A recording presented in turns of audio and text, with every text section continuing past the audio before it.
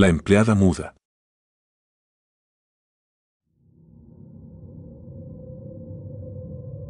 Cuando contratamos a María, sabíamos que era muda. No podía hablar, pero eso no nos preocupaba.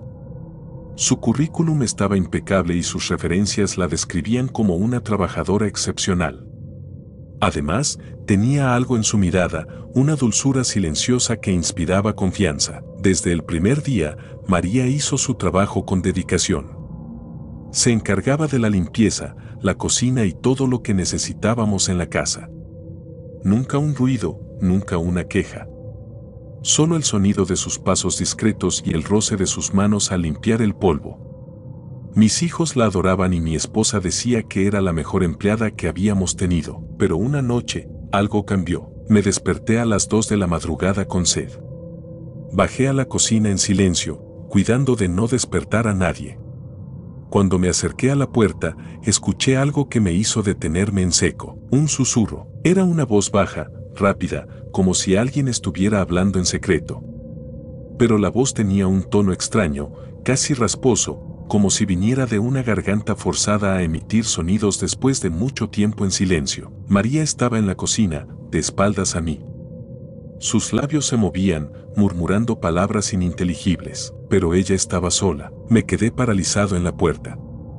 El susurro continuaba, su voz aumentando y bajando de tono, como si estuviera manteniendo una conversación con alguien invisible. Traté de aclararme la garganta para llamar su atención, pero en cuanto lo hice, María se quedó rígida. Sus manos temblaron levemente y, sin volverse, dejó de hablar. El silencio en la cocina se volvió sofocante. María, murmuré con cautela. Lentamente, giró la cabeza hacia mí. Su rostro estaba pálido, sus ojos muy abiertos, como si la hubieran atrapado haciendo algo prohibido. Intenté sonreír, pero algo en su expresión me erizó la piel. Entonces, sin hacer ruido, levantó un dedo y lo llevó a sus labios, en un gesto claro: silencio. Algo en la oscuridad de la cocina se movió detrás de ella. Un escalofrío me recorrió la espalda. Sentí que si me quedaba un segundo más allí, algo terrible sucedería. Pero no podía moverme. María retrocedió un paso, su mirada fija en algo más allá de mí. Su expresión pasó de miedo a pánico, y con un movimiento rápido, apagó la luz de la cocina. La oscuridad nos envolvió, y en ese instante, escuché un murmullo más profundo, grave, que no venía de María. Intenté encender la luz nuevamente, pero el interruptor no respondía. Algo estaba mal. Muy mal. De pronto, un sonido rasposo se arrastró por la habitación.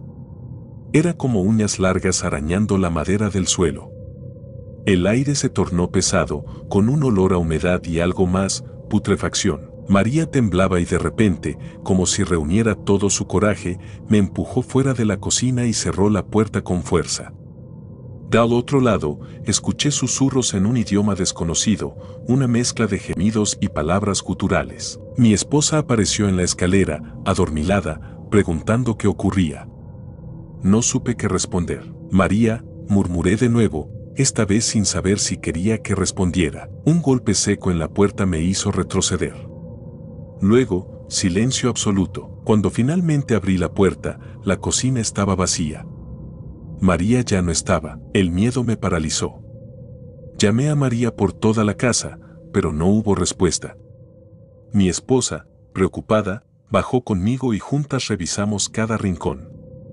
La puerta trasera estaba abierta de par en par, dejando entrar una ráfaga de aire helado. ¿Se habrá ido?, susurró mi esposa. No tenía respuesta, pero algo en mi interior me decía que María no había salido por su propia voluntad. De repente, un sonido rasposo recorrió el pasillo, como un aliento áspero y entrecortado. Nos giramos hacia la escalera y vimos algo que nos heló la sangre. En la penumbra, una figura se arrastraba lentamente. Era María, o lo que quedaba de ella. Su piel parecía más pálida, su mirada vacía, y sus labios se movían sin emitir sonido. Sus manos, ahora garras huesudas, se apoyaban en los escalones con movimientos espasmódicos. Mi esposa gritó. Corrimos hacia la puerta, pero antes de alcanzarla, una fuerza invisible la cerró de golpe. La casa entera pareció temblar y los susurros regresaron, esta vez resonando en todas las habitaciones. María se levantó de golpe, su cuerpo moviéndose de manera antinatural. Se inclinó hacia adelante y, por primera vez, nos habló con una voz que no era suya. No debieron escucharme, todo se volvió un caos. Las luces parpadearon, los muebles se sacudieron y los susurros se convirtieron en gritos. Mi esposa y yo nos cubrimos los oídos, tratando de salir de la casa. Corrimos hacia la ventana más cercana y la rompimos con una silla. Saltamos al jardín, con el corazón latiendo con furia. Desde afuera, miramos la casa. Todo quedó en silencio de repente. La puerta de la cocina se cerró lentamente, como si alguien invisible la empujara. Nunca volvimos a ver a María. La policía no encontró rastros de ella, ni señales de que alguien más estuviera en la casa. Nos mudamos poco después, pero los susurros aún nos persiguen en las noches más oscuras.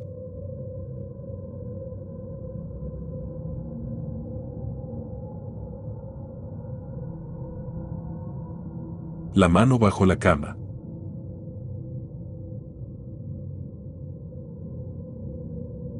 Lucía trabajaba como empleada doméstica en la casa de los Fernández desde hacía 6 meses. La casa era grande, demasiado para una familia de solo 3 personas. El matrimonio Fernández y su hijo de 10 años, Matías, vivían allí con una rutina silenciosa y meticulosa. La habitación principal siempre le había resultado inquietante a Lucía. No era por la decoración ni por el espacio, sino por la sensación de que algo la observaba cada vez que limpiaba.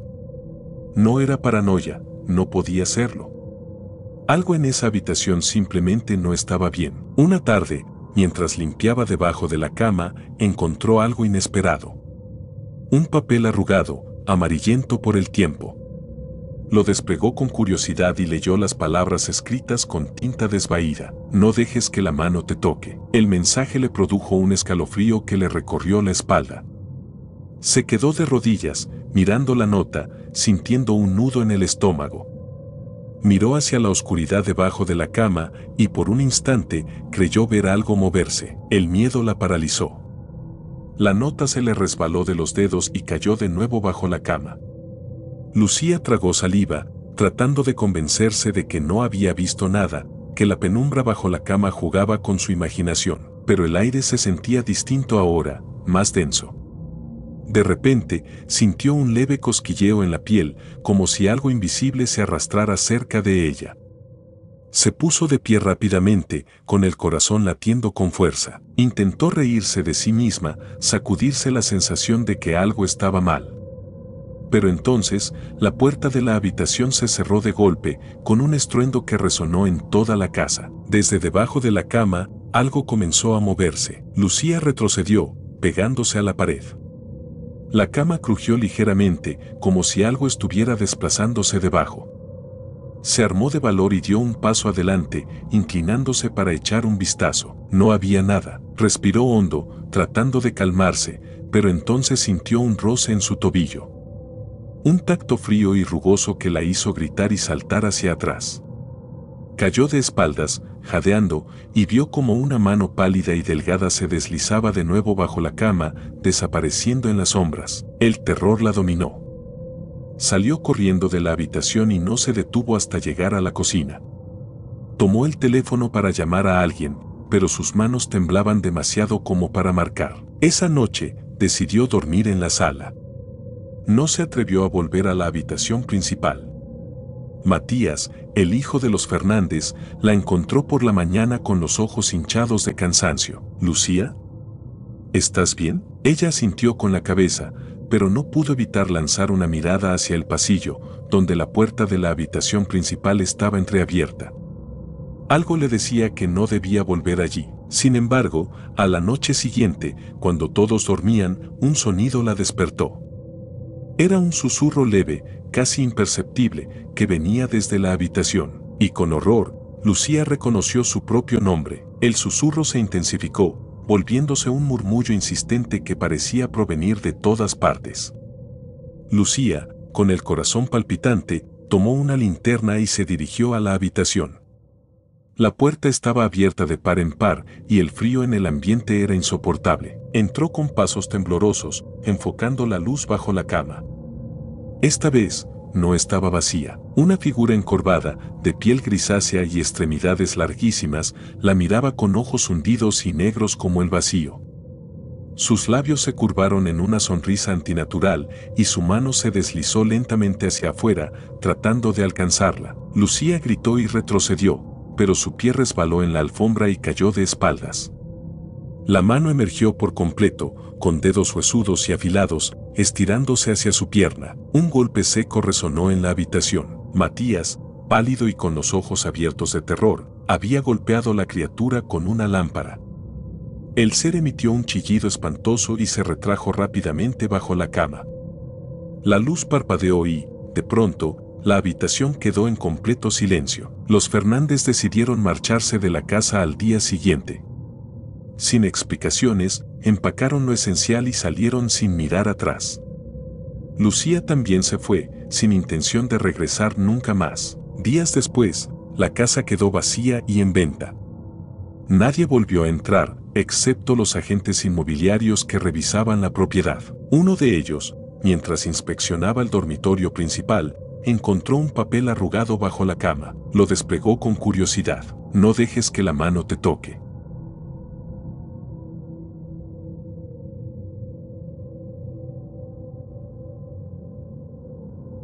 La muñeca de la señora.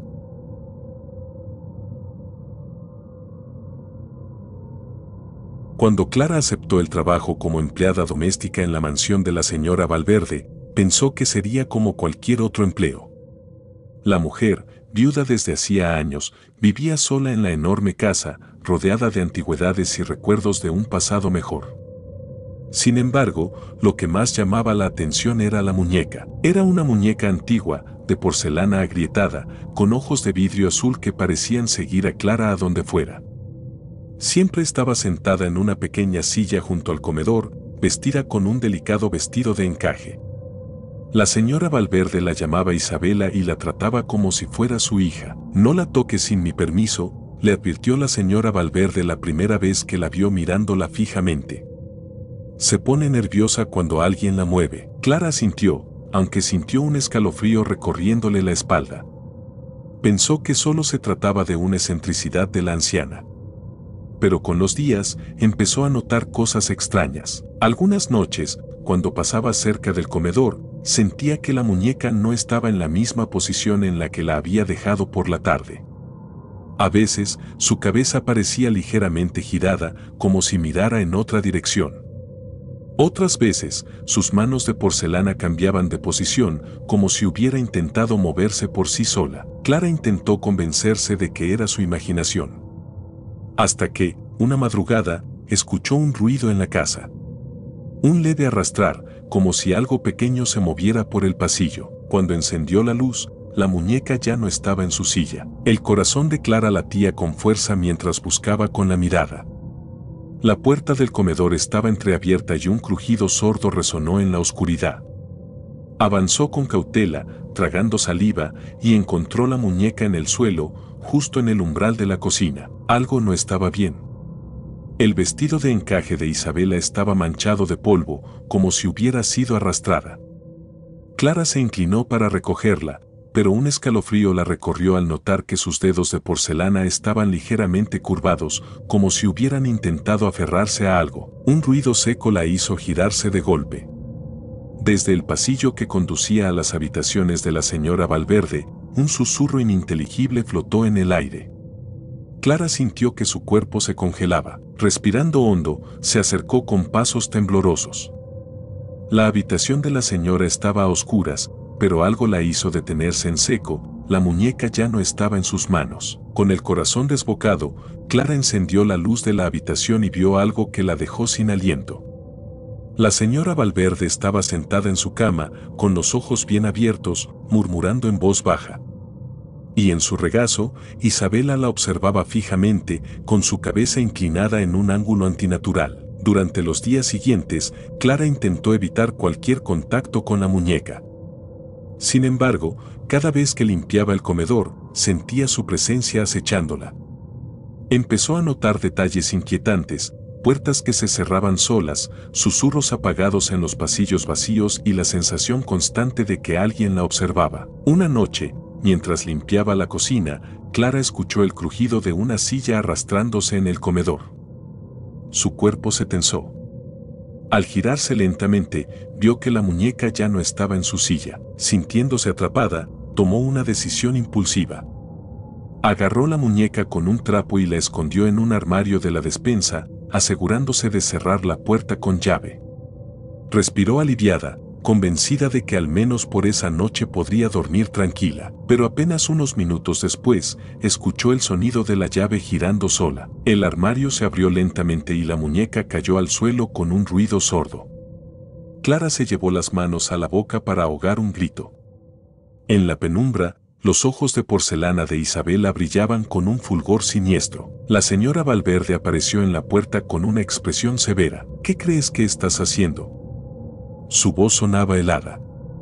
No debes faltarle el respeto a Isabela. Clara intentó explicar, pero la anciana no le dio oportunidad. Tomó a la muñeca con delicadeza y la acunó en sus brazos. Ella me ha contado lo que intentaste hacer, susurró la señora Valverde con una sonrisa fría. No debes desafiarla, Clara. No sabes de lo que es capaz. El aire en la habitación se volvió denso. Clara sintió un escalofrío recorrerle la espalda y supo, con absoluta certeza, que había cometido un error. Esa noche, Clara no pudo dormir. Cada sonido en la casa le erizaba la piel. Se repetía que debía irse, pero algo la mantenía inmóvil en su cama. Un susurro la despertó. Abrió los ojos y vio a Isabela en la esquina de la habitación, de pie sobre sus frágiles piernas de porcelana. Su cabeza se inclinó lentamente hacia un lado y su boca, que antes estaba cerrada, se abrió. Clara, murmuró con una voz chirriante. Clara gritó y corrió hacia la puerta, pero estaba cerrada. Golpeó desesperadamente, llamando a la señora Valverde, pero la única respuesta fue una risa ahogada detrás de ella. Se giró y vio que Isabela estaba sobre la cama, con sus manos extendidas. En ese momento, la señora Valverde entró en la habitación con una expresión serena. No luches, querida. Isabela te ha elegido, susurró con dulzura. Clara sintió que el aire se volvía pesado. Su cuerpo comenzó a paralizarse y un frío inhumano se deslizó por su piel. La muñeca se acercó más, su boca abierta en una sonrisa grotesca. A la mañana siguiente, la casa estaba en silencio. La señora Valverde colocó una nueva muñeca en la pequeña silla del comedor. Sus ojos de porcelana eran de un marrón cálido y su expresión tenía un leve rastro de horror. Bienvenida a casa, Clara, susurró la anciana, acariciando su cabello de porcelana. Y, en lo profundo de la casa, un leve susurro se escuchó en la oscuridad.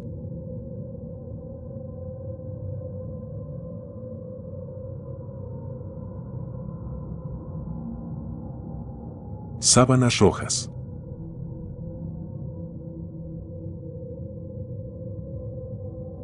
Era un día gris y lluvioso cuando recibí un mensaje de texto de la señora Martínez. Las sábanas deben estar limpias para esta noche.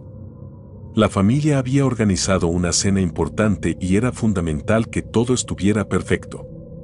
A pesar de que estaba acostumbrada a mis rutinas, un escalofrío recorrió mi espalda al pensar en la casa vacía. La familia siempre había sido amable conmigo, pero había algo inquietante en esa mansión. Al llegar, me dirigí a la lavandería, que estaba en el sótano, un lugar frío y oscuro que siempre me había parecido extraño. Mientras cargaba la lavadora, noté que las sábanas estaban manchadas de un rojo profundo que, a primera vista, parecía sangre. Me detuve un momento, sintiendo el corazón acelerado, pero rápidamente me recordé que había visto muchas cosas en mi trabajo, niños que se ensuciaban, accidentes menores. Sin embargo, a medida que las sábanas giraban en la lavadora, la imagen de las manchas me perseguía. Cuando terminé con la colada, decidí preguntar a la familia sobre las manchas. Pero cuando la señora Martínez llegó a la cocina, con su sonrisa habitual, me contuve. Todo va bien, señora. Las sábanas están listas para esta noche, dije, tratando de ocultar mi inquietud. Excelente, Laura. Están perfectas. ¿Algún problema? La amabilidad de la mujer me hizo vacilar. No, nada que no se pueda solucionar, respondí al final, sonriendo de vuelta. Sin embargo, la sensación de que algo estaba mal persistía. Esa noche, mientras servía la cena, estaba a la expectativa. La familia se reía y conversaba alegremente, pero cada vez que pasaba junto a las sábanas en el comedor, no podía evitar notar que las manchas parecían haber regresado, como si la tela misma se rehusara a estar limpia.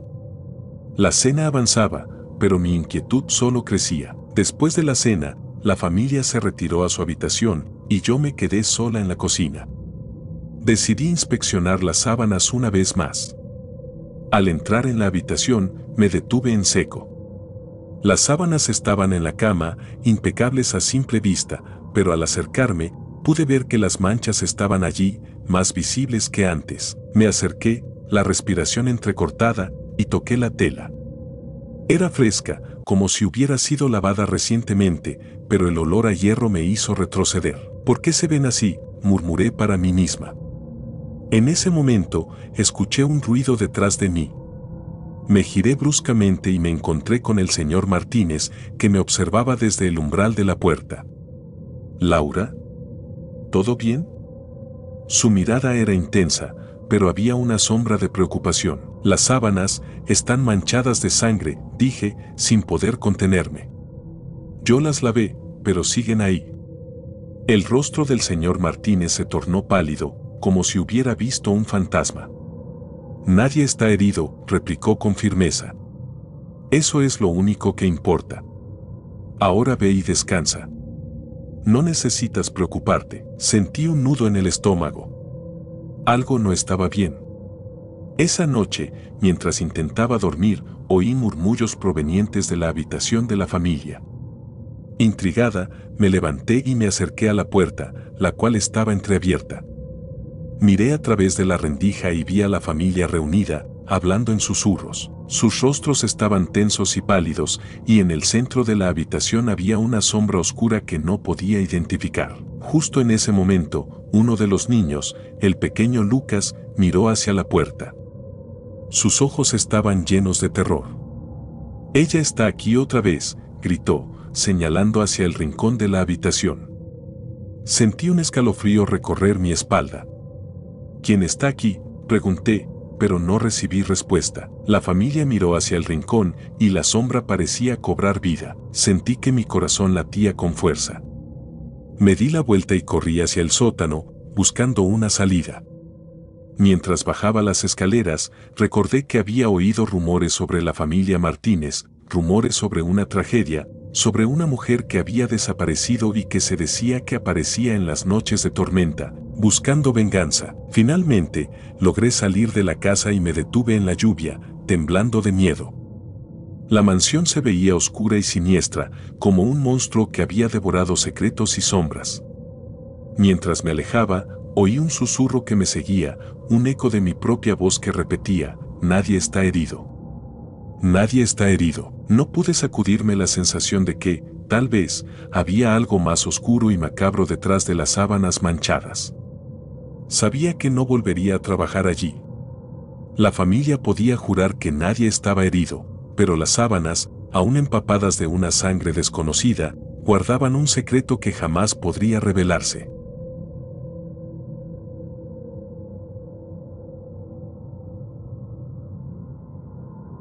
Gracias por tomarse el tiempo de escuchar nuestros relatos de terror, espero y haya sido de su agrado.